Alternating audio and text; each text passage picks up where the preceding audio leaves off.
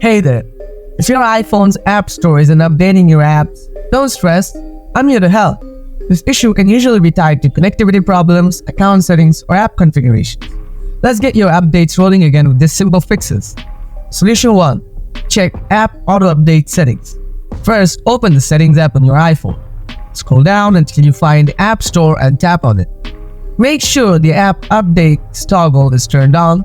This ensures updates are enabled. Also, check that app downloads are allowed. Solution 2. Restart the App Store. Open the App Switcher by swiping up from the bottom of the screen or double-clicking the Home button. Then swipe up on the App Store to close it. Now restart your iPhone.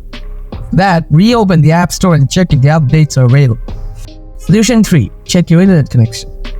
Verify that your iPhone is connected to either Wi-Fi or cellular data and that your connection is stable.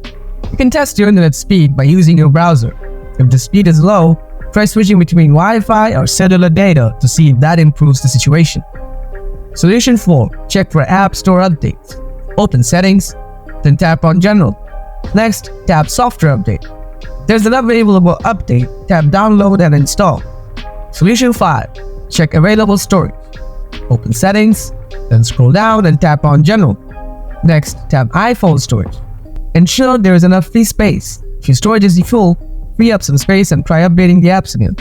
By following these steps, you should be able to get your App Store updates working smoothly again. If you need any more help or have any other tech issues, feel free to ask.